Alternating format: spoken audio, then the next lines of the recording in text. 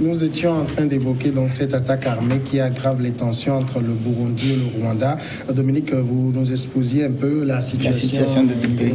pays. Donc aujourd'hui, il va sans dire que Paul Kagame étant Tutsi et président du Rwanda majoritairement Hutu, alors que de l'autre côté, Nkurunziza est Hutu et président d'un pays majoritairement Hutu également. Maintenant, c'est que Paul Kagame, je crois que de tout temps, Nkurunziza a toujours accusé Paul Kagame. D'ailleurs, puisque les dissidents, ceux qui ont quitté l'armée, qui ont fait la dissidence, sont logés, sont au Rwanda, au vieux au sud de tout le monde. Ce n'est pas un truc vraiment caché. Donc, les accuser, ce n'est pas aussi compliqué que ça. Et si vous savez, moi, je dis que nous avons la chance d'avoir un pays quand même... d'être bien au Togo ici. Vous vous imaginez qu'au Rwanda, un Tutsi n'épouse pas un Hutu. Vous pouvez vous épouser à l'extérieur, mais vous ne pouvez pas venir au pays. Alors qu'au Togo, est-ce que ce problème se pose? Donc c'est pourquoi l'ethnicisme est ancré aujourd'hui. C'est seulement avec la dictature que Paul Kagame a maintenu l'équilibre. Les Hutus sont là, ils se taisent, ils ne parlent pas, parce que tu veux soulever un peu ta tête, on te frappe. Alors les gens sont résignés. Surtout les Hutus, puisque la plupart des leaders sont à l'extérieur. Et ceux qui sont au pays, il n'y a aucun parti même dirigé par un Hutu au Rwanda. Maintenant, par contre, au Burundi, c'est un peu ouvert. Il y a des partis dirigés par les Tutsis qui jouent le jeu, qui sont, par exemple, l'ancien président de l'Assemblée nationale est Tutsi. Il était le vice-président, il était président de l'Assemblée nationale. Donc, c'est dire que là-bas, c'est plus souple. Même malheureusement, ce qui est curieux, la communauté internationale a une très bienveillance pour le Rwanda, où les financements, les projets de développement, ça pleut seulement. Même tout récemment, la France a dû s'aligner pour être dans le bronze de Paul Kagame. Vous savez, tout récemment, PSG, le Paris Saint-Germain, le Rwanda a acheté, ou bien est devenu actionnaire, quelque chose comme ça, PSG, avec 10 millions de dollars. Le tourisme et tout. Alors que par contre, au Burundi, on ne veut pas entendre parler. Et chaque fois, on accable l'autre de tous les noms d'oiseaux, qu'il est dictateur, il est criminel, il est ci, il est ça. Alors qu'en réalité, le plus dictateur des deux, c'est au Rwanda. Alors, est-ce que on ne peut pas parler dans les conditions actuelles de réconciliation de ces deux pays? Non, c'est pas. Plus que au sommet des États, c'est pas possible. Les attaques sont souvent récurrentes, entre les deux pays. Bon, donc, comme on le disait tantôt, il faut une médiation, une médiation sous-régionale, sur des bases claires et qui leur permettre de s'accorder. Les divergences sont profondes, donc il y a lieu quand même. Mais est-ce qu'on va pas laisser les deux pays éternellement s'affronter? Ça nuit aux populations. Les victimes, c'est les populations. Donc, je crois quand même que c'est une affaire qu'il faut prendre au sérieux pour permettre au Rwanda et au Burundi de se réconcilier pour le bonheur de leur peuple respectif. En tout cas, ce que je voulais aussi indiquer, c'est que les deux pays sont gérés par des rebelles. Oui, ils ont tous fait le maquis. Ils ont tous fait le maquis. Ils rebelles et soutenus à l'époque par Habyarimana du Rwanda, alors que Paul Kagame était dans la rébellion soutenue par l'Ouganda. Donc aujourd'hui, c'est les deux chefs rebelles qui sont à la tête des deux pays. Vraiment, je m'interroge comment ils peuvent s'entendre. Le Gabon maintenant, pour continuer. Alors, il était perçu depuis l'AVC du président Ali Bongo comme l'homme le plus puissant du Gabon, mais il a été arrêté un an après, cible d'une vaste opération anticorruption au sommet du pouvoir. Le franco-gabonais Brice Lacruche Alianga, ex-directeur du cabinet de la présidence, semble s'être brûlé les ailes. Sa fulgurante ascension politique a été stoppée net début novembre, quand, à la surprise générale, M. Lacruche, 39 ans seulement, a été limogé du poste de directeur de cabinet du chef de l'État qu'il occupait depuis plus de 2 ans. Sa révocation a marqué donc le coup d'envoi d'une vague d'interpellations touchant plus de 20 de ses plus proches collaborateurs pour des faits présumés de détournement de fonds publics. Alors, Adam Adjonou, quand on regarde au fond de cette affaire, on sait que quand le président gabonais a fait son AVC, le pouvoir a semblé un peu vacant. Ali Anga en a profité pour s'affirmer. Il a même fait une tournée et tout. alors il commençait par gêner un peu, même dans l'appareil de l'État. Est-ce que cette affaire de corruption, il faut aller plutôt chercher ailleurs? Naturellement, parce que cette affaire de corruption n'est pas forcément le motif réel qui a conduit à cette opération, cette vaste opération qui a apporté donc des têtes. Vous savez, avec l'AVC d'Ali Bongo, les gens ont nourri beaucoup d'ambition et par rapport à cela, puisque les gens ne s'y attendaient pas, n'attendaient pas d'aussitôt réellement son retour.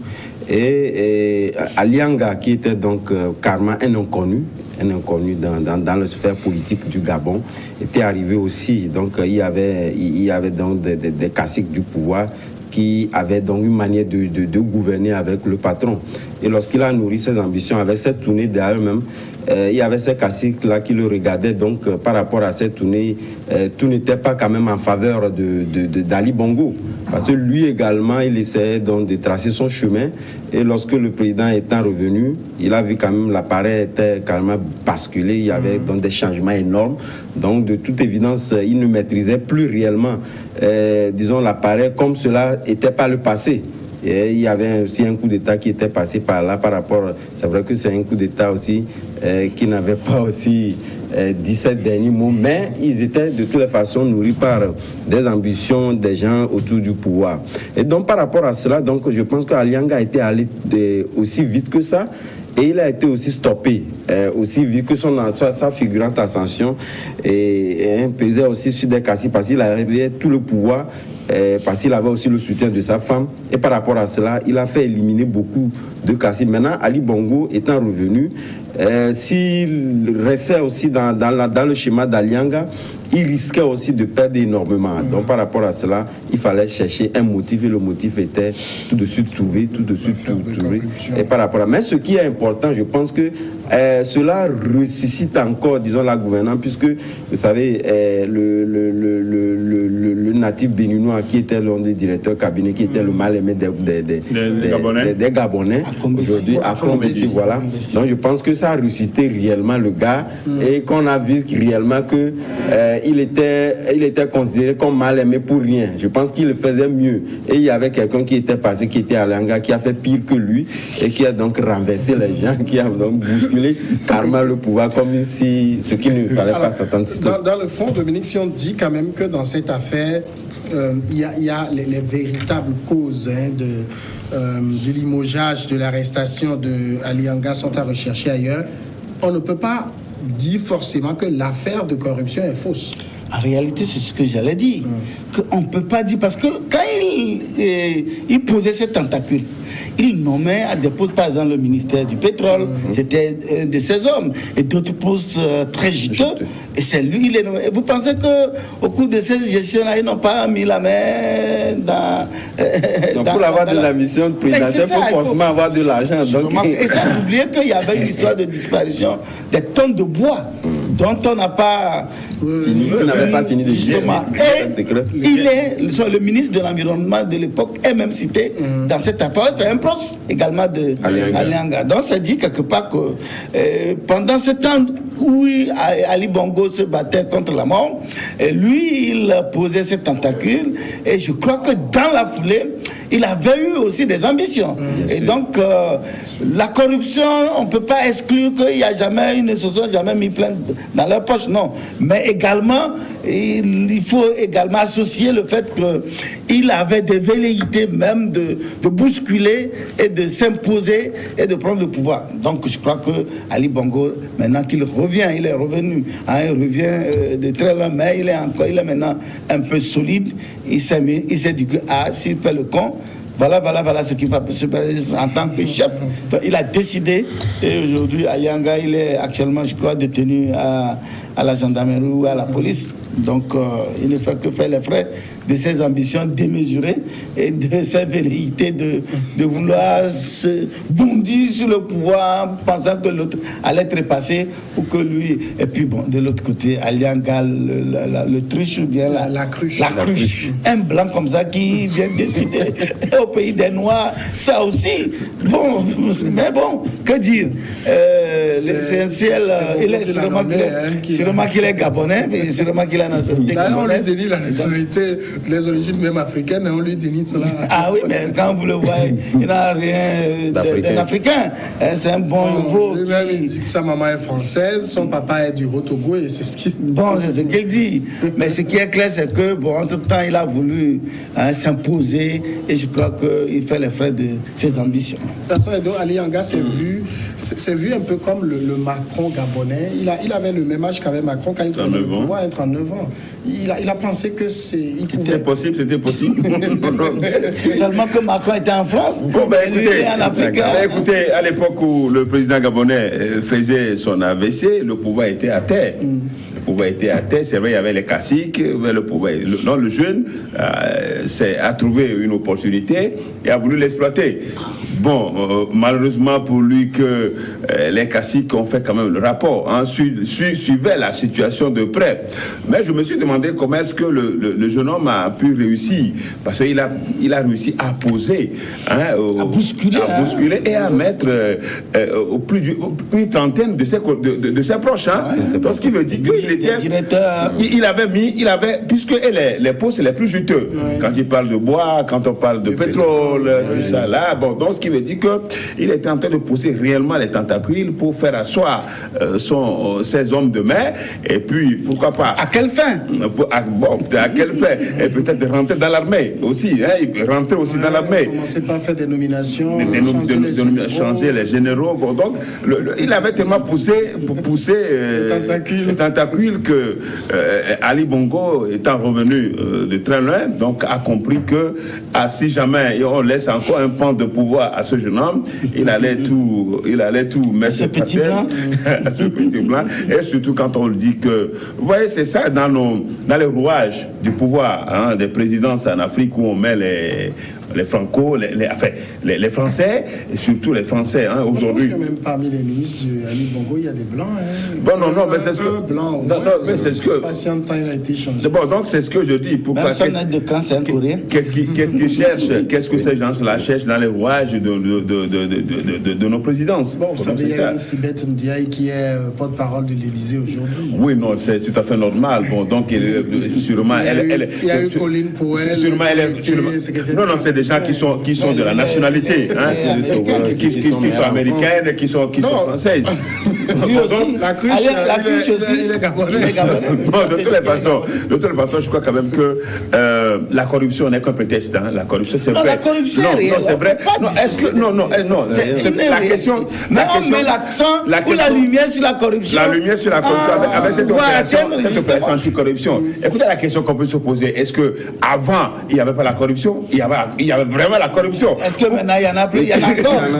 Pourquoi on ne s'en est pas pris à ceux qui faisaient, à ceux qui fait dans le passé. Bon, donc je crois que on a trouvé juste pour lui le prétexte. C'est vrai quand même qu'avec tout ce qu'il a mis, les ailes marchaient, enfin tout ce qu'il a mis là, il aurait pu engager beaucoup d'argent, et peut-être pas dans les manières, dans les bonnes manières, pas selon les bonnes manières. L'un des anciens ministres du pétrole aussi avait été écroué en tout temps pour.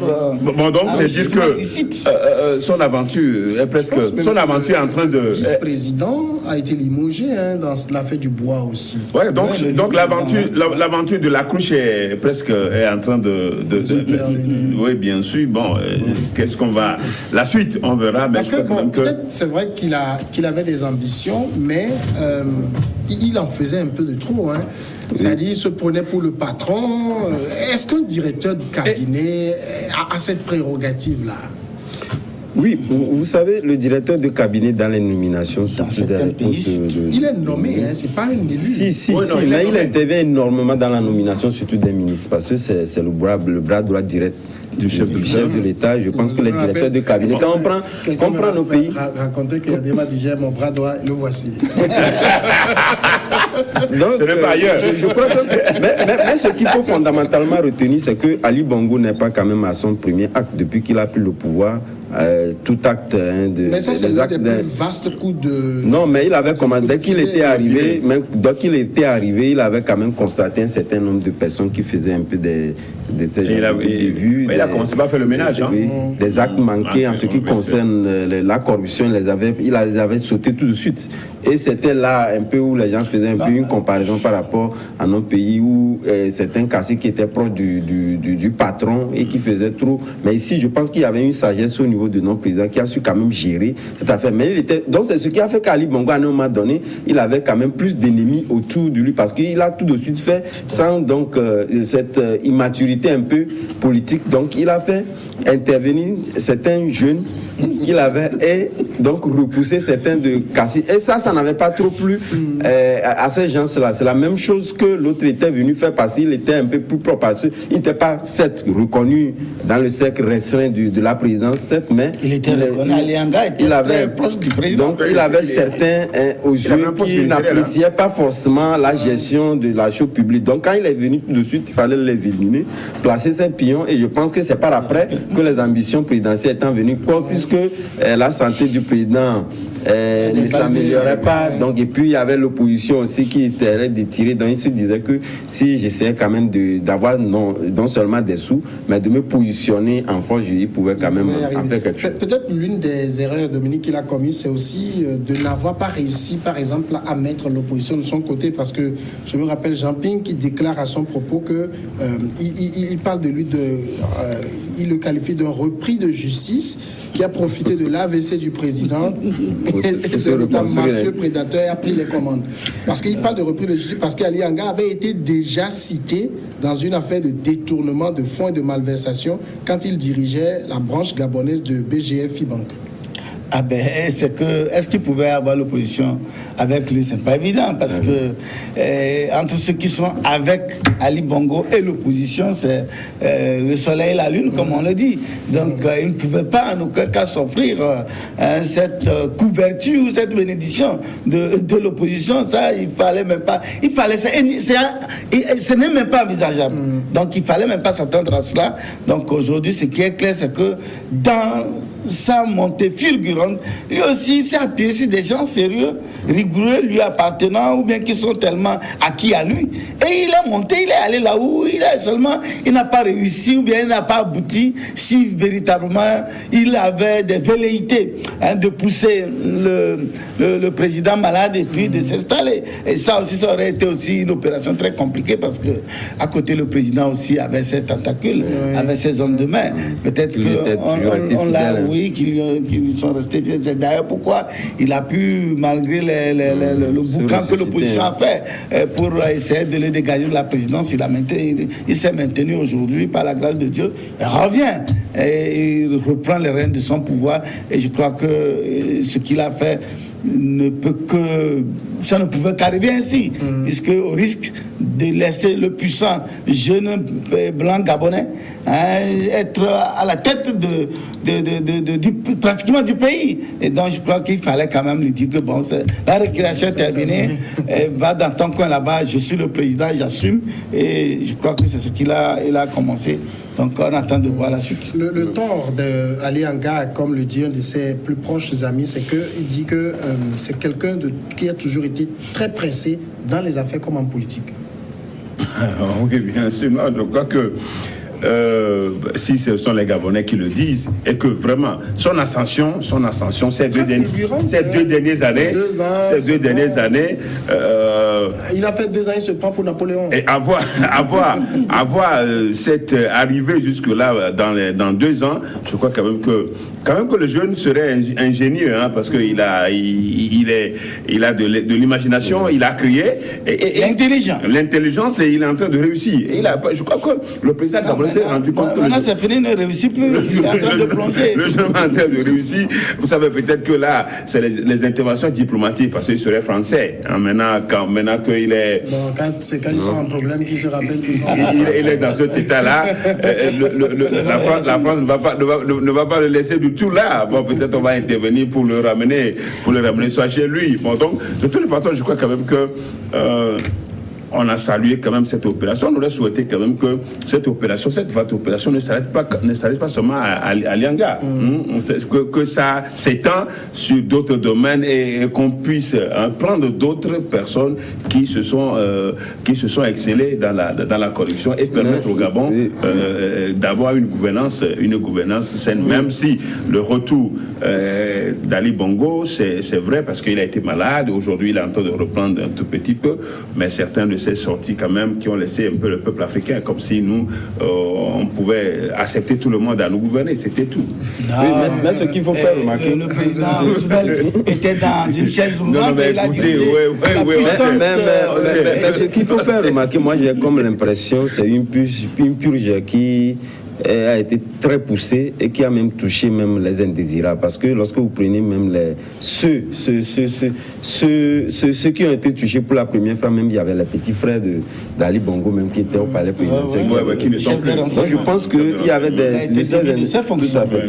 de ces indésirables là, mais qu'on devait donc trouver des motifs réels pour qu'on les écarte, parce que ceux-là, je ne crois pas que la manière dont faisait, c'est vrai que disons la mésentente entre les frères voilà, ne sont pas aussi au beau fils que ça, mais par rapport à cela, je pense que Ali Bongo aussi a profité de cela quand même pour les écarter en les collant. Écarter sa sœur, oui. La fille était citée dans pas mal de trucs, mais elle a su résister. Il s'est séparé de lui. Tout à fait, mais il y avait son pays, un de ses petits frères aussi qui était là, qui était tout proche de lui. Oui, mais lui, il était fidèle. En fait, c'est quand il y avait des problèmes dans la famille. Ceux qui étaient contre lui étaient avec Pascaline, et ceux qui étaient avec lui étaient toujours avec lui. Donc, le frère, le demi-frère qui est chef des renseignements, il ne peut pas prendre le risque de nommer quelqu'un qui n'est pas avec lui à la tête des renseignements. Ce serait vraiment la catastrophe. Peut-être que, bon, avec le temps, il s'est rendu compte que peut-être lui aussi... Vous savez, je crois qu'entre-temps, on avait même tenté de faire croire que la Cruche était proche de la femme de Bongo. Bon, je ne sais pas, c'est parce que, bon, comme il est français, la femme est française, est-ce que c'est le rapprochement, ce lien, à tout bien, vraiment, ils sont très proches. Parce qu'entre-temps, quand il montait, il faisait des changements, il faisait des nominations, les gens pensaient plutôt qu'on vu la femme, que c'est elle qui était en train de commander, de donner des instructions, de faire... Bon, maintenant, on se demande si véritablement elle en est pour quelque chose ou bien la Cruche a profité de l'état de santé du président pour s'imposer et où il voulait pour son propre compte. Je crois, ce qui est clair, si la dame en était pour quelque chose, ben, il ne peut pas non plus se séparer, puisqu'elle n'a pas été nommée à côté de lui. Il l'a épousée, c'est sa femme. Donc, je crois que peut-être avec le temps, on verra si vraiment il y a des incohérences entre les deux. Alors, Ali Anga, c'est vrai, on le dit, c'est quelqu'un d'intelligent, c'est comme ça qu'il est décrit, mais quelqu'un de naïf aussi, parce que être simple directeur de cabinet, même si c'est du cabinet du président de la République, c'est pas simple. Un directeur de cabinet, vous n'êtes que quelqu'un qui est nommé qu'on peut virer du jour au lendemain. Ça, c'est d'un. Et vous vous prenez, parce que le patron est un peu atteint, vous prenez pour le maître de la maison, il se permettait même de rabrouer des ministres publiquement. Il s'est fait beaucoup d'ennemis, c'est ça aussi son problème. Oui, on dirait que son ascension... Ça lui est monté à la tête. Ça lui est monté à la tête, mais c'est comme s'il y a quelqu'un derrière. Il y a quelqu'un derrière qui le soutenait. Bon, reste à savoir. Mais je crois quand même que, comme nous l'avions déjà dit, il voyait le pouvoir par terre. Et pour lui, c'était une occasion. C'était une occasion. Et quand il commence par avancer et que personne ne l'arrêtait. Donc, vous ne pouvez même pas. Et il y a le boulevard, c'est comme s'il y avait un boulevard devant. Il y avait un boulevard devant lui. Ben, le monsieur s'est dit, écoutez, il y a le boulevard, il faut que je fonce. Bon, et il a foncé. Mais lorsqu'on prenait le maître de la maison, lorsque vous prenez le profil d'Alianga, il savait son arrêt est brusque. Lorsque vous prenez son profil, vous savez, c'est quelqu'un qui savait ce qu'il faisait. Parce qu'il connaissait réellement les prérogatives qui était la sienne lorsqu'il était directeur de cabinet au niveau de la présidence. Donc, parce que c'est un homme qui est nommé, certes, mais il a vraiment du pouvoir. Et partout ailleurs, c'est comme ça, hein, que ce soit Est-ce qu'il a comme du ailleurs. pouvoir Donc, ou par bien rapport- c'est parce que l'homme de pouvoir n'est pas là qu'il a pris le pouvoir? Il a profité. Non, oui, en somme, Et c'est là, avec il- l'absence, de toutes les façons, c'était un homme Il a joué le rôle était de un peu vacances, puissant, le pouvoir était mais qui vacant. était un peu freiné dans ses Je élans peux par la comprendre présence que, du président de la République. Mais lorsqu'il s'est absenté tout de suite, l'homme a sorti des griffes. Oui, cela, je peux comprendre, par exemple, que le directeur de cabinet puisse influencer un certain nombre de nominations quand le patron des lieux est là. Mais qu'il se permette, lui, par exemple, de dire à des ministres, celui qui déconne, il sera sèchement écarté. Et là, il le dit publiquement en pointant du doigt les ministres.